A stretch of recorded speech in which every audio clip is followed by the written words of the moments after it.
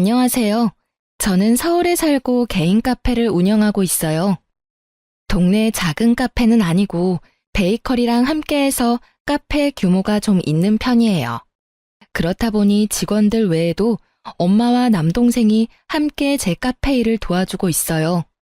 처음 카페 개업할 때 주변에서 가족들이랑 같이 일하는 거 아니라고 말렸지만 저희 가족은 처음부터 지금까지 변함없이 각자의 몫을 잘 해내고 있답니다.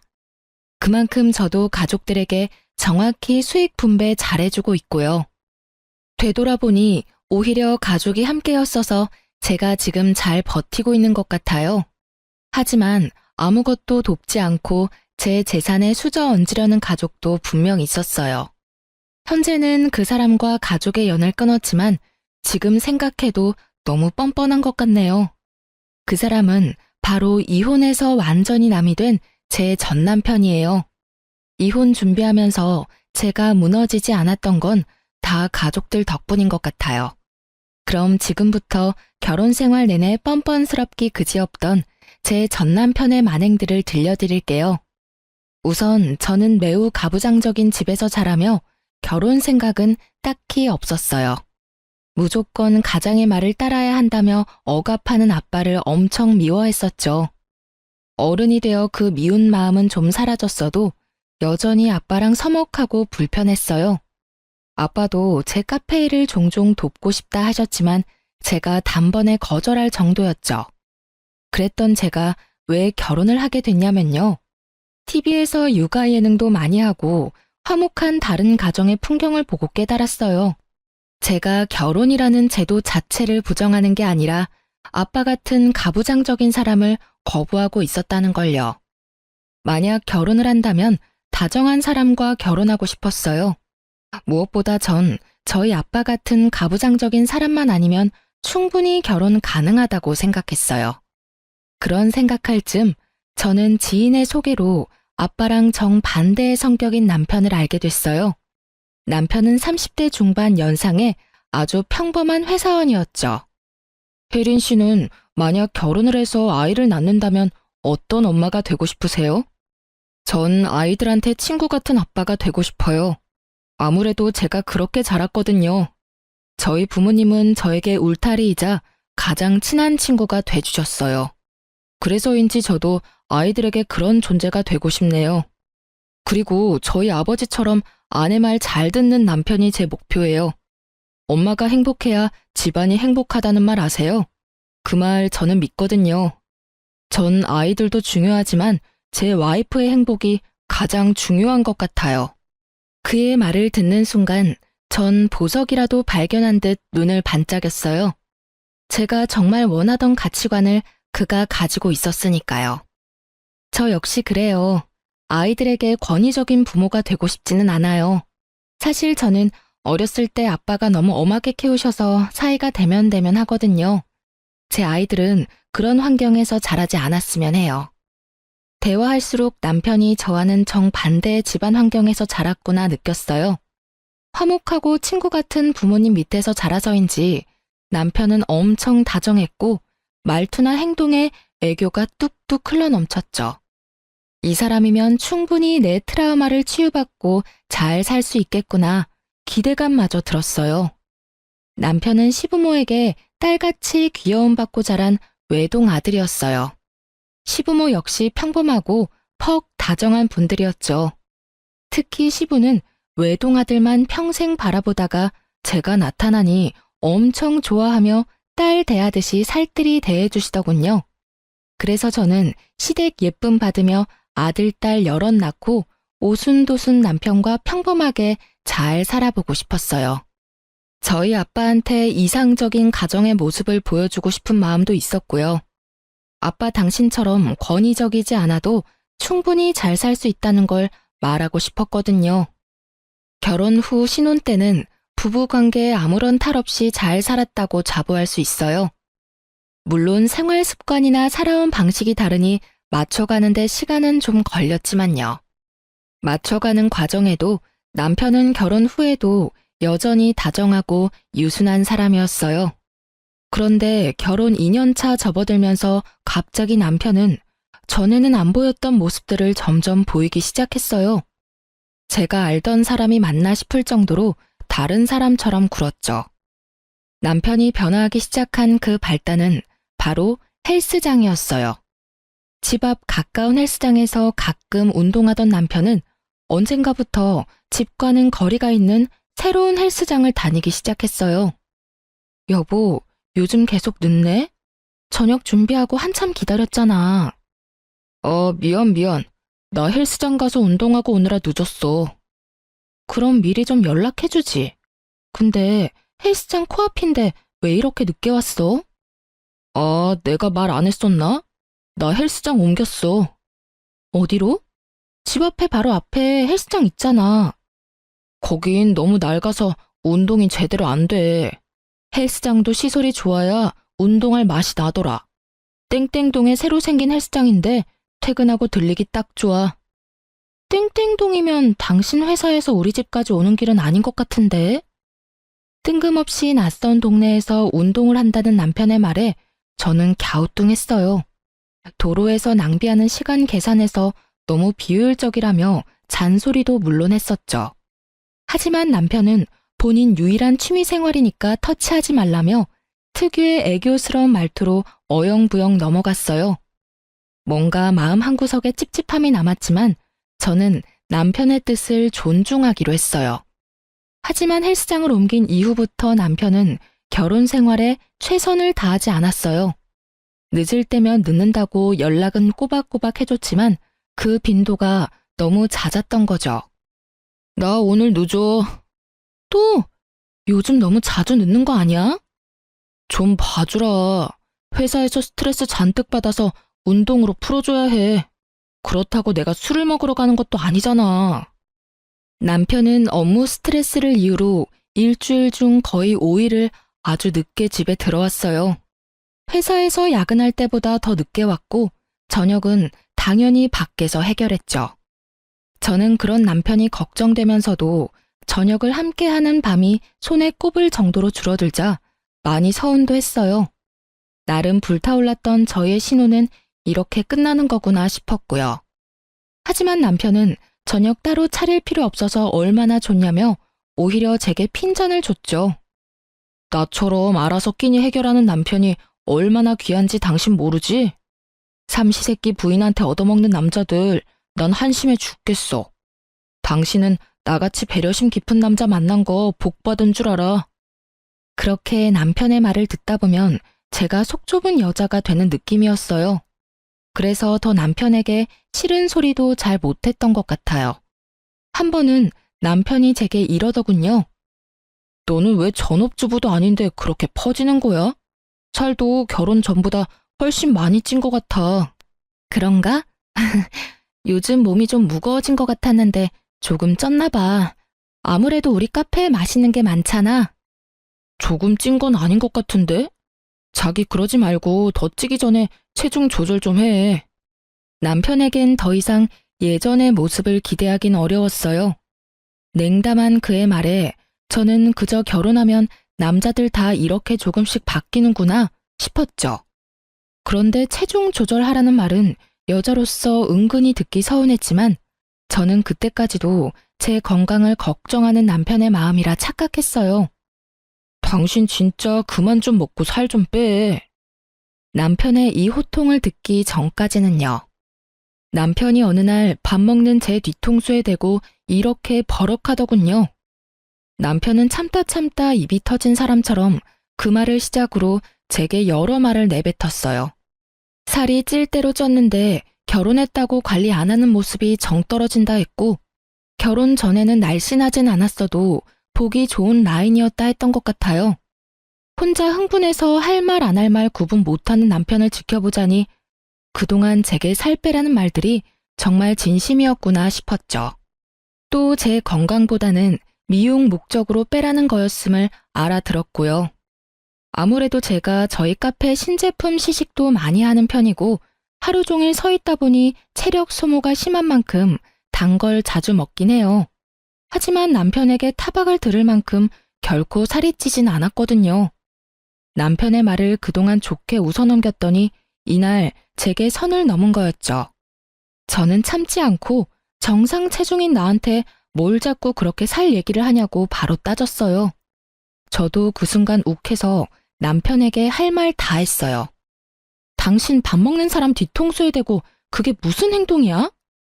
아니, 그럼 어떤 남자가 자기 마누라 몸무게 앞자리 6인 걸 좋아해? 내 말이 틀려? 여자 몸무게 6은 좀 진짜 아니지 않냐? 제가 따져들자 남편은 잠깐 주춤했지만 여전히 제게 잘못이 있다는 듯 저를 나무랐어요. 저는 굴하지 않고 제 키 165에 몸무게 60kg는 지극히 정상이라며 남편에게 마구 쏘아붙였어요. 그리곤 남편에게 본인 뱃살이나 잘 관리하라고 콧방귀를 꼈죠. 남편에게 집에서 밥 안 먹고 밖에서 도대체 뭘 사 먹고 돌아다니길래 운동하기 전보다 살집이 붙었냐며 은근히 골려줬고요. 제 말에 남편은 얼굴이 홍당무가 되어 아무 말 못하더군요. 남편이 운동을 하고는 있어도 당장 큰 변화는 없어 보였거든요. 아무래도 아저씨들이 회사 다니며 금방 좋은 몸 만들기 어렵잖아요. 유치하지만 저는 남편이 제게 하는 그대로 똑같이 비아냥댔어요. 이봐요, 나도 배불뚝이 남편 싫네요. 난 운동 많이 하니까 그만큼 많이 먹게 되는 거지. 그 후로 남편의 입에선 체중 조절 이야기는 쏙 들어가더군요. 하지만 남편은 곧 다른 문제로 저를 골치 아프게 했답니다. 남편과 저는 처음부터 돈 관리를 각자 했어요. 저희는 생활비 통장을 만들어서 매달 100만 원씩 각출했죠. 그렇게 생활비를 쓰고 남는 돈은 무조건 저축했어요. 그래서 제가 남편이 그동안 밖에서 식사를 해결하고 와도 그건 남편의 돈이니까 별말 못했던 거예요. 만약 생활비에서 따로 계속 외식을 했다면 문제였겠죠. 그러다 저는 생활비 카드로 200만 원을 결제했다는 문자를 받았어요. 깜짝 놀라 남편에게 물어보니 남편은 너무나 태연하게 말했어요. 헬스장 트레이너에게 개인 PT 수업 결제를 했다고요. 저는 그때까진 침착함을 유지한 채로 남편에게 물었어요. 이상하다. 생활비 카드로 결제됐던데 당신 카드 잘못 냈나 봐. 아니, 당신이 배불뚝이 남편 싫다며. 그래서 큰 마음 먹고 개인 PT 받으려고 상담받았는데 200만 원이라잖아. 금액도 크고 부담스러워서 생활비 카드로 결제했지. 이건 나를 위해서라기보다 우리 부부를 위해서니까 그래도 되는 거지. 남편의 어이없는 변명을 시작으로 저희는 크게 다퉜습니다. 몸무게 얘기로 다툰 지 얼마 안 됐을 때라 부부싸움에 더 크게 불이 붙었어요. 상의도 없이 생활비 카드로 그 큰 돈을 결제했냐고 제가 따지자 남편이 거기 제 돈만 들어있냐며 자기 돈도 들어있다고 화를 냈죠. 말이 통하질 않아서 남편에게 당장 통장에 200만 원을 다시 채워 넣으라 했어요. 200만 원이 누구 개 이름이냐고 타박하니까 남편은 오히려 제게 쪼잔하다며 적반하장으로 짜증을 냈죠. 자존심 상해. 넌 자기 관리도 잘 못하면서 나한테 돈 몇 푼으로 어떻게 쪼잔하게 일해? 저는 징징거리는 남편의 말을 끊고 당장 헬스장으로 가서 환불해 오던가 아님 남편 돈으로 생활비 통장에 200 채워 넣으라고 반복해서 말했어요. 이제 아이도 슬슬 계획해야 하는데 왜 그렇게 소비가 해프냐고 말했죠. 남편은 쪽팔려서 어떻게 환불을 하냐고 우는 소리를 했어요. 그리고 남편은 제 속이 뒤집어지는 말을 또 덧붙이더군요. 나도 다 계획이 있다고. 회사 잠시 관두고 보디빌더 대회에 나갈 거야. 뭐라고? 당신 카페 수입 꽤 되잖아. 그 정도면 나 잠깐 쉰다고 우리 안 망해. 맞지? 그리고 내가 서운하지만 말은 안 했는데 그렇게 돈 벌어서 항상 친정 식구만 챙길 거야? 이제 결혼했으면 남편이 가장 가까운 식구잖아. 날 챙겨야지. 안 그래? 내가 언제 당신한테 우리 엄마 아빠 챙기라 한 적도 없잖아. 그러니까 하나뿐인 서방 뒷바라지 좀 해줘. 당신 돌았구나? 저는 남편의 말도 안 되는 논리에 충격받았어요. 친정 식구들은 제 카페에서 일하고 정정당당하게 보수를 받는 건데 제가 친정만 챙긴다는 남편의 말이 너무 어이가 없었죠. 남편에게 와이프 카페에서 일하는 장모와 처남이 우습냐고 물었어요. 그리곤 각자 돈 관리하기로 했는데 왜 놀고 먹으려 하냐고 일침을 날렸죠. 말빨로 저를 못 이기자 씩씩거리던 남편은 안방에 들어가 어딘가로 전화를 걸더군요. 통화 소리를 엿들어 보니 시모랑 통화하는 듯 했어요. 그때까지는 시모를 믿었어요. 정신 나간 본인 아들 바로 잡아줄 거라고요. 그런데 얼마 후 시모가 득달같이 달려와서 제게 쏘아붙였어요. 남편은 조금씩 변한 모습을 보였지만 그렇지 않았던 시모가 갑자기 180도 다른 모습을 보이자 더 놀랍긴 했어요. 평소에 시모랑 사이가 엄청 좋지는 않아도 나쁜 편도 아니었으니까요. 잘못한 것도 없는데 저는 남편 일로 미움을 사 크게 한 소리를 들었어요. 예, 내 아들이 건강하면 결국 누구 좋은 일이겠어? 내 아들이기 전에 네 남편 아니냐? 그래, 바로 너 좋은 일이야 이거사. 어리석게 그걸 몰라? 어디 신랑을 이겨먹으려 해? 참나. 시모는 제게 소리를 빽 지르고도 분이 안 풀리는지 핏대를 세우며 그깟 200만 원 내가 결제해주겠다며 큰 소리쳤어요. 그래서 저도 부부싸움에 함부로 끼어드는 시모에게 한마디 해드렸네요. 네, 어머님, 그래 주시면 감사하죠. 그럼 앞으로 남편 개인 PT 수업은 어머님이 계속 결제해 주시는 거죠? 자기는 좋겠다. 능력 있는 어머님 있어서. 어머님, 저 사람 휴직 내고 못 만들어서 대회 나가고 싶대요. 저는 도저히 감당할 자신이 없었는데 어머님은 무조건 아들 편이라 하셨으니까 서포트 해주시는 거죠? 정말 다행이네요. 여보, 난 그럼 열심히 응원만 할게. 그게 다 무슨 소리냐? 어머, 어머님, 다 듣고 저 혼내신 거 아니었어요? 어이, 엄마, 그게 말이야. 너 이놈의 자식, 이게 다 무슨 말이냐니까?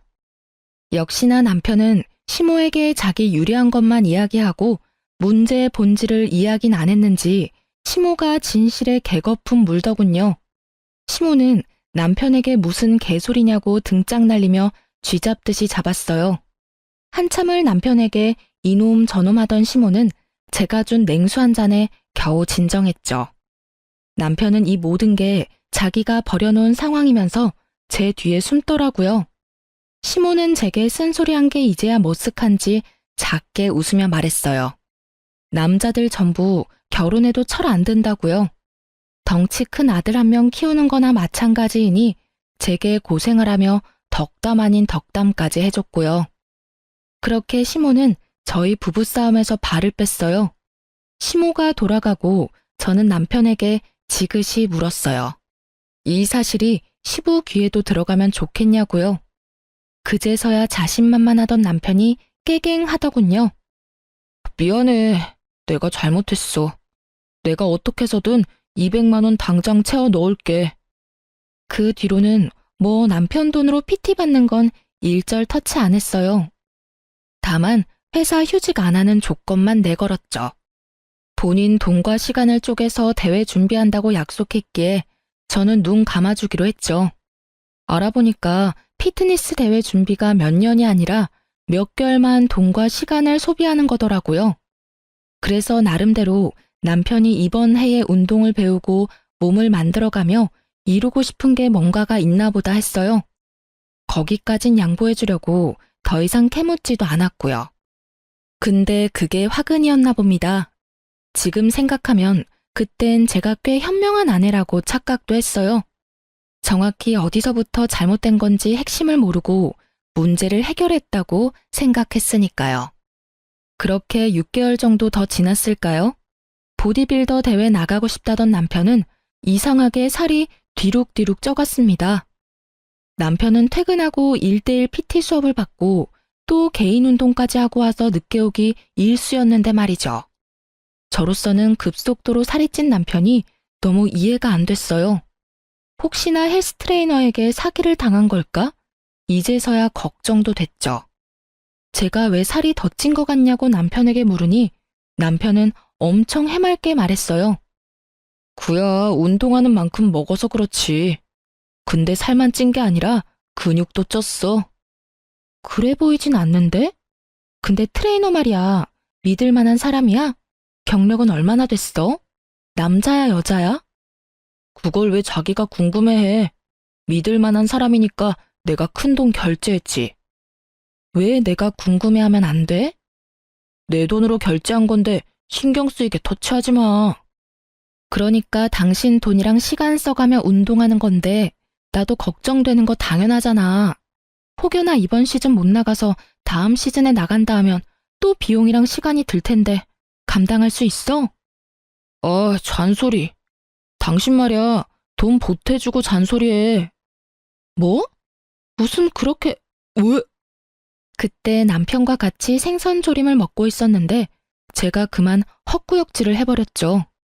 돌이켜보면 그 헛구역질 덕분에 제가 모든 진실을 마주할 수 있었어요. 갑자기 왜 그래? 체한 건가? 왜 이렇게 맛이 비린 것 같지? 음식이 이상한 건가? 자기 입맛엔 괜찮아? 가슴을 꾹 누르고 있는 저를 보며 남편은 벼랑간 젓가락을 거칠게 내려놓고 정색했어요. 너 설마 임신이야? 그 말을 듣고 보니 저 또한 임신일 수도 있겠다 싶었어요.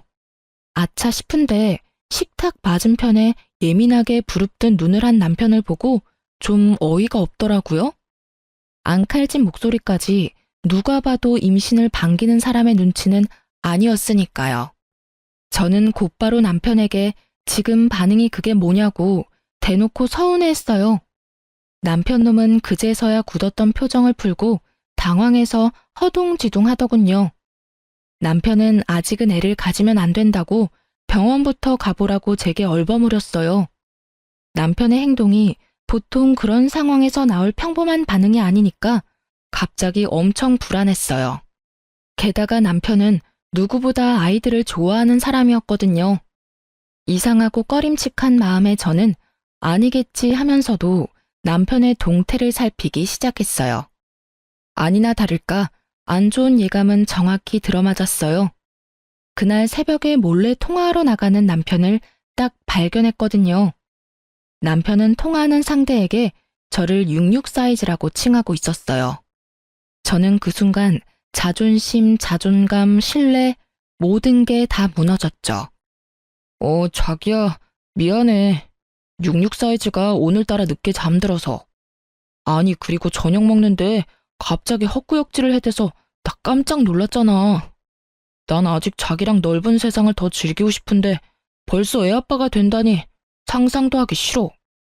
여보, 여기저기 저와 비슷한 사연 들어보면 녹음이나 촬영해서 증거부터 잡는다는데 저는 바보같이 심장이 땅에 곤두박질 치는 느낌에 저도 모르게 그만 그 순간 남편을 불러버렸네요.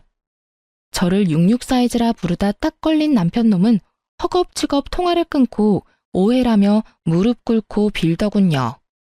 저는 아무런 액션을 취하지 않고 그저 여보라고 부르기만 했는데 제발 저린 남편의 행동을 보고 역시 바람이구나 확신했어요. 그날의 충격은 정말 뒤통수를 망치로 맞은 듯 컸어요. 제가 따지고 묻질 않았는데도 남편의 입에선 술술 바람핀 이야기가 나오더군요. 그놈의 변명은 이러했어요. 집 앞 낡은 헬스장에서 운동하는 게 불만이었는데 인터넷에서 새로 생긴 땡땡 헬스장을 추천받았다네요. 젊은 사람들이 많아서 그 에너지를 느끼고 싶어서 갔는데 마침 그 새 헬스장에서 운동하다가 만난 여자랑 친해졌대요. 운동 친구로 가볍게 맥주 한잔하고 그렇게 몇 번 만난 게 다라며 잘못했다 빌더라고요. 뭐 그 뒤로는 뻔한 남잡힌 남자들 대사였어요. 잠깐 만났어도 깊은 관계 아니라고 정리하겠다 하더군요. 저는 끓어오르는 분노를 누르고 남편에게 물었어요. 어떻게 깊은 관계 아닌 사람한테 자기라고 부르냐고 말이죠. 그러자 남편은 헬스장에서 회원들끼리 성별에 상관없이 서로 자기자기 한다고 말도 안 되는 변명을 늘어놓더군요. 저는 제게도 이런 상황이 일어날 줄 정말 몰랐어요. 믿을 수 없는 현실에 잠시 멍 때리다가 변명하는 남편 놈의 멱살을 잡고 미친 듯이 흔들었습니다. 남편이 저보다 훨씬 덩치가 있는데도 그 순간은 제게 설명할 수 없는 초인적인 힘이 생기더군요. 뭐라고? 야, 네가 인간이야? 어? 그 자리에서 남편에게 반협박으로 상간녀에게 전화 다시 걸라고 했어요. 당장 전화하지 않으면 이혼하겠다고요. 뭐 속으로는 전화를 하든 안 하든 이혼을 결심했지만요. 이혼이라는 말에 남편은 떨리는 손으로 상간녀에게 전화를 걸었어요. 남편을 밀치고 전화 바꿔받으니 아주 앳된 목소리가 들려왔죠. 오빠, 갑자기 전화 왜 끊었어? 혹시 66 사이즈 일어난 거야? 설마 들킨 거 아니지? 야, 너 몇 살이야? 도대체 얼마나 머리가 모자라면 가정 있는 남자를 만나? 제가 흥분해서 소리치자 전화 너머 상간녀는 놀랐는지 전화를 그대로 끊어버리더군요. 남편은 핸드폰은 업무상의 이유로 통화 내용이 다 자동 녹음되게끔 설정되어 있어요. 저는 그 짧은 찰나 그게 떠올라 제 톡으로 남편의 통화 파일 목록들을 제게 보냈어요. 바람이란 건 확실해졌고 제겐 증거가 필요했으니까요. 다행히 제가 증거를 수집하는 동안 남편은 우는 신용을 하며 쥐죽은 듯 바닥에 얌전히 엎드려 있었죠. 정말 내가 잘못했어. 여보. 다시 전화를 미친 듯이 걸자 상간녀는 전화를 받고 이렇게 말했어요. 제가 헬스 트레이너라서 회원님이랑 잠깐 연락 주고 받은 게 다예요. 그러니까 사모님, 제발 이상한 오해하지 마세요. 다 들통난 상황에도 바람을 부정하는 상간녀의 입을 찢어버리고 싶었어요. 하지만 상간녀의 말을 듣고 나니 그동안의 의문들이 풀리긴 했죠. 헬스장에서 PT한답시고 200만 원씩 결제한 건 남편이 상간녀에게 주는 용돈 같은 거였나 봐요. 모든 진실을 알고 나자 더욱 남편이 괘씸했어요. 본인은 회사 관둘 테니 돈 많이 버는 제게 뒷바라지 해달라고 했었던 건 바로 제 돈으로 상간녀랑 바람 피우며 용돈까지 주려고 했다는 사실이니까요. 트레이너? 그래, 뭐가 이상하다 했어. 그래서 매일 늦게 들어왔구나. 그럼 그동안 운동한다고 나한테 거짓말해놓고선 하루도 빼지 않고 매일 저 어린 거랑 붙어 먹은 거네? 게다가 네가 감히 내 돈으로 상간녀랑 호의호식하려고 했던 거지? 남편 놈은 걷잡을 수 없이 상황이 악화되니 본인 핸드폰을 도로 가져가서 숨겼어요. 자기 치부가 이 정도로 다 들통날 줄은 몰랐었나 봐요. 더 이상 변명할 것도 없는지 남편은 침묵으로 일관했어요. 암만 지가 입을 다물어봤자 저는 이미 짧은 시간 안에 통화 파일 증거도 수집했고 상간녀 번호도 전부 다 외웠지만요. 저는 네가 어떻게 나한테 그러냐며 남편 멱살을 잡고 흔들다가 이윽고 남편의 머리카락을 쥐고선 절대 안 놓아줬어요. 그땐 그냥 제 본능에 충실했어요. 그렇게라도 안 하면 제가 미칠 것 같았거든요.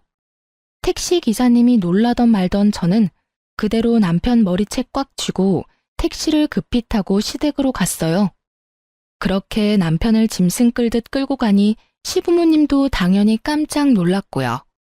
시모는 이유를 듣지도 않고 또 무슨 일인데 자기 아들을 잡냐며 부인 잘못 만나서 제명에 못 살겠다고 시부에게 우는 소리 했어요.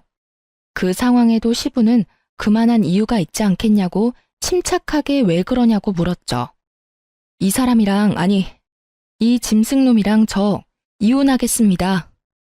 도대체 왜 그러냐는 시부모의 물음에 저는 남편이 바람났다고 울분을 터뜨렸어요. 그러자 시모 하는 말이 정말 가관이더군요. 어머, 그러길래 임신 좀 서두르지 그랬냐? 애가 있음 남자가 어디 한눈 팔겠어? 뭐라고요? 어머님. 에휴, 저 어른한테 소리 지르는 것 좀 봐. 여보, 가만 보고만 있을 거예요? 예, 얼른 그 손 안 놔? 너 우리 아들 머리털 다 뽑을 셈이냐고. 네, 저 오늘 이 자식 머리털 닭털 뽑듯 모조리 다 뽑아 놓으려고요. 시모는 제게 천박하다 아둔하다 그런 말들을 쏘아붙였어요. 불난집에 부채질하는 시모 덕에 저는 젖먹던 힘까지 짜서 남편 머리채 신나게 흔들었어요. 시부는 너무 놀랐는지 말을 잃고 그 광경을 잠자코 지켜봤어요. 시모는 제게 쉽게 다가오지는 못하고 대신 시부에게 말려보라며 시부 몸을 흔들었어요. 당연히 저는 팔은 안으로 굽는다고 시부 역시 남편 편들겠지 싶었죠. 그런데 시부는 평소에는 온화했지만 도덕성을 굉장히 중요하게 생각하는 사람이었어요. 기본 예절을 어기거나 법을 어기는 걸 제일 싫어하는 분이셨죠. 시부는 남편에게 집안 먹칠을 해도 유분수라며 어디 이딴 짓을 벌이느냐 했어요. 그리곤 남편 놈에게 신혼집 해줬던 거 그대로 뱉으라 선언했죠. 남편은 제게 머리채 잡힌 상태로 그런 게 어딨냐고 침 튀기며 시부에게 대들더군요. 그 순간 저는 시부라도 제 편을 들어줘서인지 속의 응어리가 조금은 풀렸던 것 같아요. 남편에게 귓속말로 한심한 자식이라며 작게 욕짓거리를 내뱉고 저는 남편을 시댁 거실에 내팽개쳤어요. 그리고 시부에게만 작게 인사를 하고 시댁을 그만 나서려고 했어요. 시모는 나가려는 저를 붙잡고 끝까지 남자가 그럴 수도 있지 않냐며 본인 아들 편들더군요. 그래서 시모에게 정확히 이렇게 말해줬습니다. 아, 남자가 그럴 수도 있는 거면 아버님이 바람펴도 무조건 용서한다는 뜻이죠? 뭐? 너 정말 어디 재수 없는 소리를 해? 그러니까요. 왜 바람은 저놈이 폈는데 왜 계속 저한테 재수 없는 소리를 하세요? 아무 말 못하고 벙쪄있는 시모와 바닥에서 저를 원망스럽게 쳐다보는 남편놈을 비웃어줬답니다. 제가 시댁에서는 센 척 다 했지만 막상 저희 집 가는데 이상하게 몸이 벌벌 떨리더군요. 다름 아니라 남편과 결혼할 때 아빠가 저희 부부에게 이렇게 말한 적 있거든요. 내 집안에 이혼이란 없다. 절대. 그러니까 두 사람 잘 살아야 해.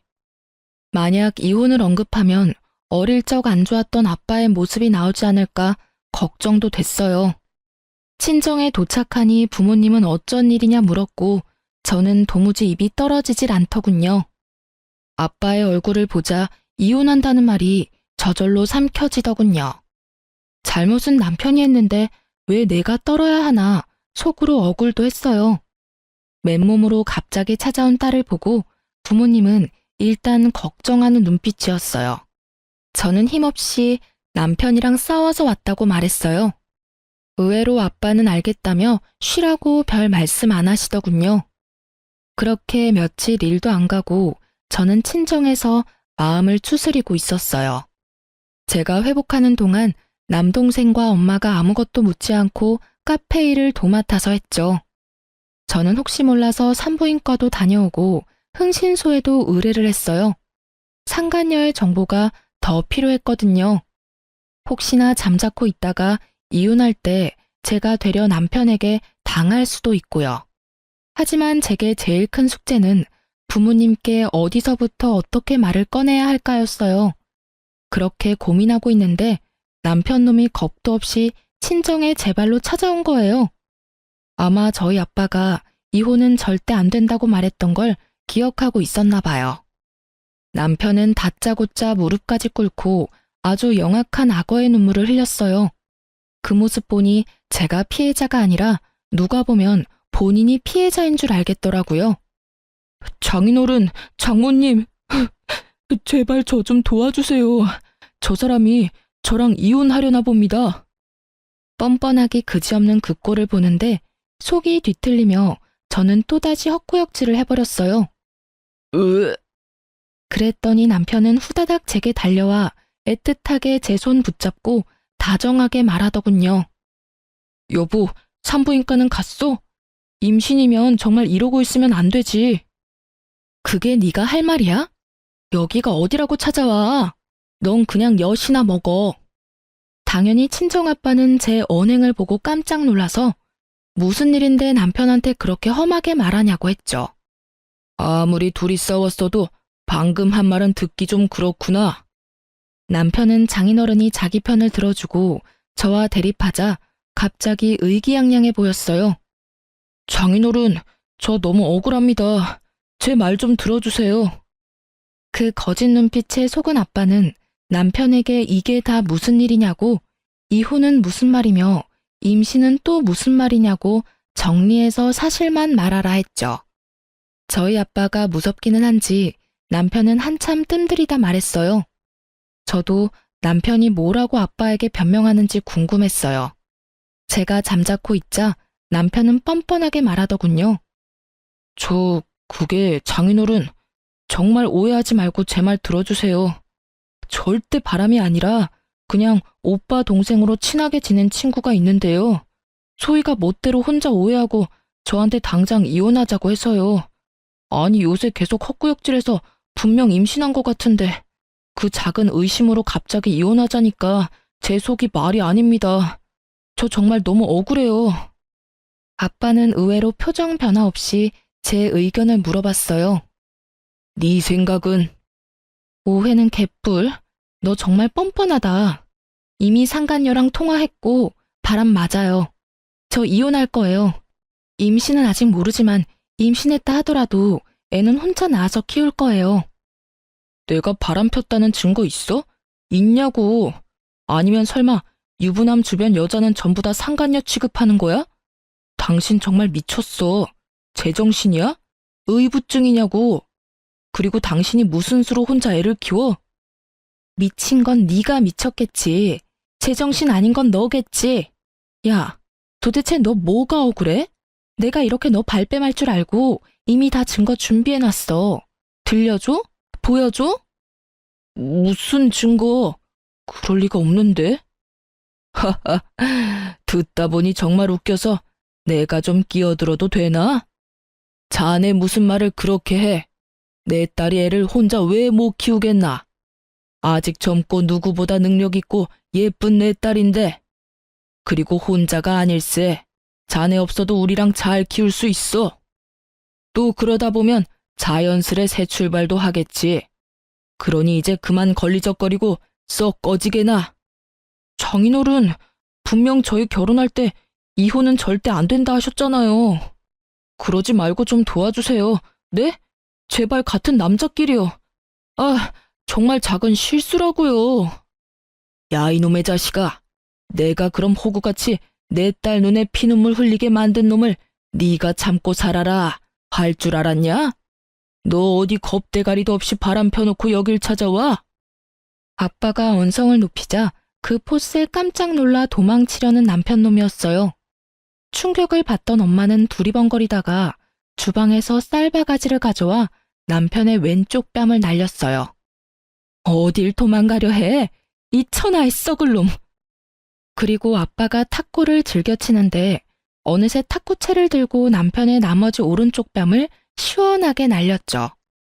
남편은 놀라서 개거품 물더니 이딴 못 베어먹은 집안에서 내가 안 살 거라며 신발도 못 신고 도망갔어요. 저와 친정을 만만하게 보고 제 발로 찾아왔으니 그 정도는 값을 치러야 한다 생각했어요. 그 이후 제가 뭐 따로 움직이지 않아도 상간녀가 알아서 움직였어요. 상간녀는 이제 바람인 걸 인정하고 겁도 없이 제게 전화를 했거든요.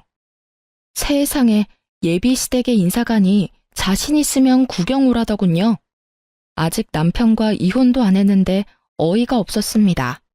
저는 뭐가 그렇게 당당한 건지 상간녀 면상 한번 제대로 보려고 시댁에 갔어요. 불러줬는데 제가 또 안 가면 섭섭해할 수도 있으니까요. 그런데 시댁에 도착하니 웬 레깅스 입은 젊은 여자가 서 있었어요. 운동할 때 입는 온몸에 딱 달라붙는 민망한 옷을 입고 몸매를 뽐내는 상간녀 보고 저는 그만 웃음이 터졌어요. 그런 건 헬스장에서나 가능한 차림이잖아요. 정말 꽝이네요. 뭐라고요? 얼마나 모자라면 유부남 만나는가 했는데 직접 보니 그쪽 수준 알만하다고요. 머리가 원래 그렇게 텅텅 비었나 봐요? 저 여자가 진짜? 이씨, 아버님, 저 오빠 정말 진실되게 사랑해요. 그러니까 자기 발로 나간다는 저 여자 붙잡지 마시고 저랑 오빠 인정해주세요. 그래서 여기에 나도 부른 거였구나. 너 겨우 저 배불뚝이 유부남 놈이랑 붙어먹고 싶디? 그래, 너 다 가져. 내 남편 너한테 기꺼이 버려줄게. 그렇게 팽팽하게 신경전을 하고 있는데 시부가 소리쳤죠. 하늘이 무섭지 않느냐? 남의 가정 파탄 내놓고 무슨 아버님이야? 더러운 입 다물어. 시부가 호통치면서 상간녀를 혼내자 20대로밖에 안 보이는 어린 상간녀는 깜짝 놀라서 울먹거리더군요. 자기야, 나 너무 무서워. 아버지, 그러지 말고 우리 애기 예쁘게 봐주세요. 어차피 저 사람이랑은 끝이에요. 아들 새 장가는 들어야 하잖아요. 너, 내가 그동안 내게 도움 준 것들 모두 뱉어내. 오늘부로 넌 내 아들 아니다. 너 어디 감히 내 집에서 이런 해괴망측한 일들을 벌여? 시부가 잔뜩 뿔이 난 와중에 시모는 또 상간녀 편을 들더군요. 시모의 묘하게 인상 쓴 모습이 분명 상간녀를 마음에 들지 않는 눈치였지만요. 그러지 말고 여보, 기회라도 줍시다. 괜찮은 아가씨인지 찬찬히 지켜보자고요. 기회? 아, 당신도 아들 따라 덩달아 미치기라도 한 거야? 그럼 당신도 내 집에서 나가. 내 돈 다 내놓고 나가라고.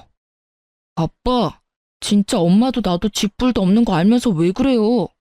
그리고 막말로 내가 아빠 아들이지 저 사람이 아빠 딸이에요? 아니잖아요. 우리 새애기, 내가 정말 딸같이 생각했지. 아이고 모자란 놈아, 왜 그런 사고를 쳤어? 상간녀는 머리 열심히 굴렸는지 상황 파악하고 절망하듯 절규했어요. 아이씨, 이 거지 같은 놈이 지금 누구 인생 망치려고. 돈 무지 많다면서 아저씨. 이때까지 쥐뿔도 없으면서 아빠 뺑 믿고 나한테 추근덕거린 거야? 자기야. 자기는 무슨, 징그럽게 꺼져. 상간녀는 그새 돌변해서 남편을 밀치고 도망쳤죠. 남편은 상간녀의 배신에 믿을 수 없다는 참담한 얼굴로 주저앉더군요. 자기가 한 게 정말 사랑이었는 줄 알았나 봐요. 시부는 제게 아들 잘못 키워 미안하다며 면목이 없다며 거듭 사과를 했어요. 따지고 보면 전부 남편의 잘못인데 시부의 사과를 더 많이 들었던 것 같아요. 아가, 미안하다 미안해. 그제서야 남편이 통곡하며 제 바짓가랑이를 붙잡더군요. 내가 잠시 돌았었나 봐. 여보, 한 번만 용서해 줄래? 아버지, 제가 잠시 꽃뱀한테 홀려서 정신이 나갔어요. 이제 정말 정신 차리고 똑바로 살게요. 못난 놈, 이미 너는 돌아올 수 없는 강을 건넌 거야. 여보, 말을 또 뭘 그렇게 해요? 예, 네가 내 아들 한 번만 봐줘라. 내가 지난번에도 말했지만 남자는 다해라서. 시부와 달리 시모는 여전히 본인 아들만 생각하더군요. 시부에겐 죄송했지만 진절머리 나는 시모와 남편놈 골탕 먹이고 싶었어요. 됐고요. 저 할 말 있는데. 시모의 말을 자르고 저는 아랫배를 조심스레 부여잡았어요. 그리고 잔뜩 처량함을 품은 얼굴로 말했죠. 이혼하고 절대 볼 생각하지 마. 자격 없는 거 알지? 의미심장한 제 말을 모두가 알아차렸는지 한바탕 더 난리가 났어요. 전과 달리 시부는 눈이 뒤집어져서 혹시 며느리 임신했냐며 남편을 오늘 죽이겠다고 남편 멱살을 잡아 올렸죠. 시모도 이제야 사태가 심각하다는 걸 깨닫고 어머 이제 어떡하냐는 말만 남발했어요. 이제 남편의 편은 아무도 없었죠. 남편은 살려달라고 잘못했다고 시부에게 빌고 또 빌었어요. 사실 저는 진작 병원 가서 임신 아닌 거 알고 있었어요. 임신이 아니라 스트레스성 위염이라서 얼마나 안도했던지 몰라요. 하지만 반성을 안 하는 남편과 괘씸한 시모를 보고 참을 수 없었어요. 어머님, 그리고 혹시 그거 아세요? 이 사람 운동한다고 헬스장에서 개인 PT 수업 결제했잖아요. 알고 보니 아까 그 여자가 헬스 트레이너라네요. 어머님 아들이 저 여자 용돈 주려고 매번 큰 돈 결제했었나 봐요. 전 또 같은 헬스장 다니는 회원이랑 바람난 줄 알았는데 헬스장 트레이너였지 뭐예요. 하긴 젊고 예쁜 애가 당신 어딜 보고 만나겠어. 그치? 매번 200만 원씩 턱턱 결제해주니까 당신 만나줬겠지. 근데 그게 당신 월급으로 가당키는 해? 아, 맞다.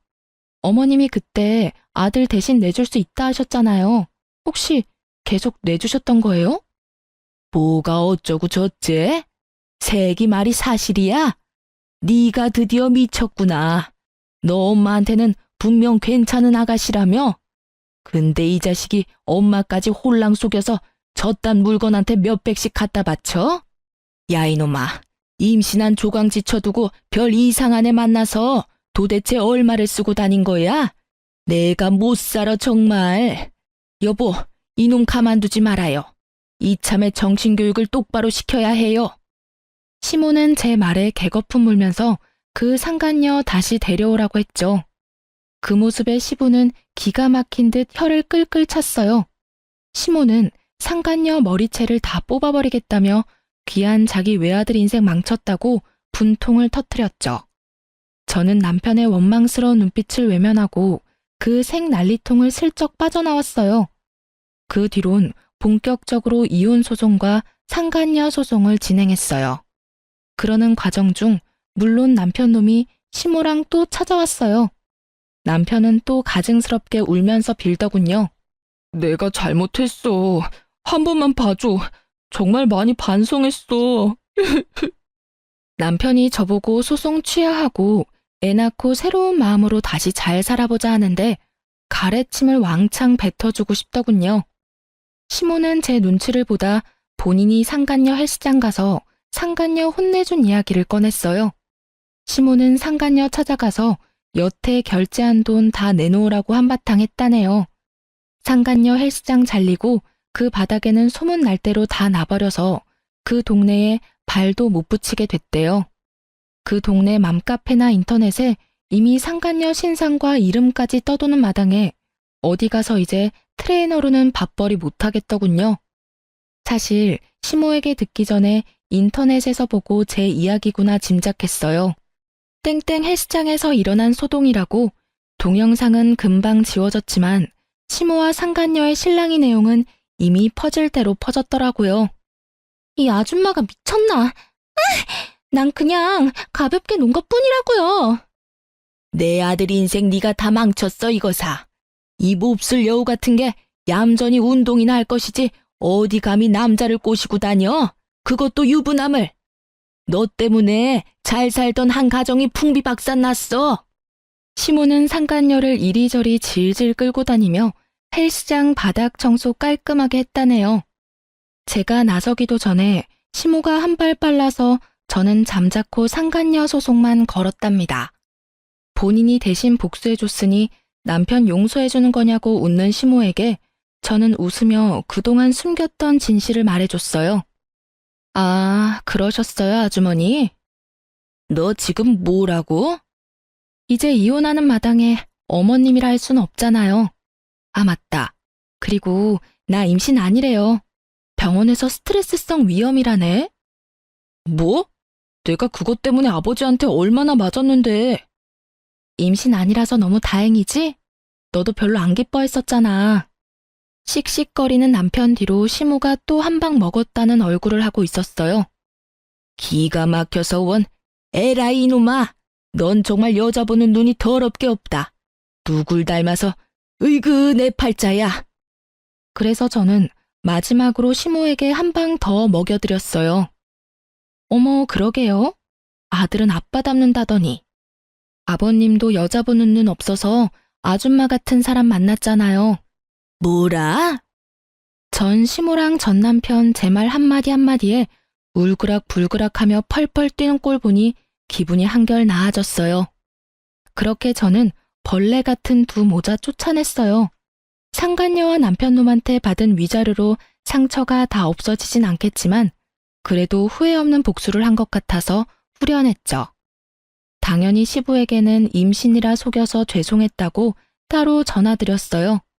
그게 도리인 것 같아서요. 그런데 시부가 그건 남편이 지은 죄에 비해 죄도 아니라며 차라리 제 새 출발을 위해 다행이라고 했어요. 시부에게 들어보니 전 남편 그동안 상간녀한테 200만 원까지 줬으면서 운동은 하나도 못 배우고 놀러 다니며 돈만 왕창 뜯기고 있었다네요. 자기 월급으로 감당 안 되니까 결혼할 때 시부에게 받은 아파트에 대출만 잔뜩 받아놔서 인간 취급 못 받고 집에서 완전히 쫓겨났대요.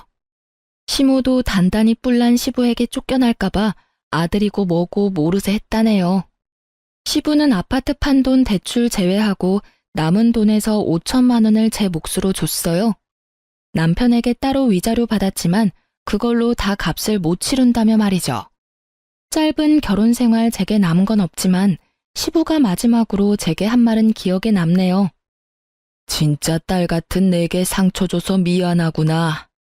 제가 여러 번 거절했지만 시부는 상처 줘서 미안하다고 제 계좌에 5천만 원 입금해 주셨어요. 전 남편은 상간녀와 부모님에게 둘 다 버림받고 충격이 큰지 회사 휴직 내고 폐인처럼 지내고 있다는 소문을 들었어요. 아님 본인 불륜 사실이 회사까지 소문이 날까봐 무서워서 당분간 숨어 지내는 것도 같고요.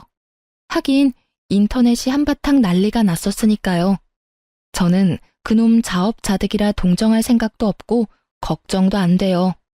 여러분, 이런 제가 정상인 거 맞죠? 남의 불행에 이렇게 마음 편안해도 되는 거죠. 그런 일들을 다 겪고 나니 어쩌면 제가 절대 아빠 같은 남자 안 만날 거야 하는 생각에 사로잡히느라 제대로 사람 볼 줄 몰랐던 것 같아요. 뭐가 더 필요하겠어? 겉으로 다정하고 표현 잘하면 돼. 하곤 남편을 너무나 신뢰했어요. 결혼 전에 남편의 본 모습을 더 알아보지 못한 스스로를 자책도 많이 했어요. 사람 보는 눈 길러야겠다 반성도 했고요. 그래도 아빠 아는 변호사분이 있어서 순조롭게 이혼도 잘 마무리했어요. 이번 계기로 아빠랑 대화도 많이 하고 부녀 관계의 어색함이 조금 풀리기도 했고요. 여러분, 저는 아직도 어떤 남자가 좋은 남자인지는 모르겠지만 지금 현재는 마음의 눈을 크게 뜨려고 노력하고 있어요. 비록 첫 번째 결혼은 실패했지만 저의 앞으로를 위해서 작은 응원 한마디씩만 부탁드립니다. 그럼 지금까지 긴 사연 들어주셔서 감사합니다.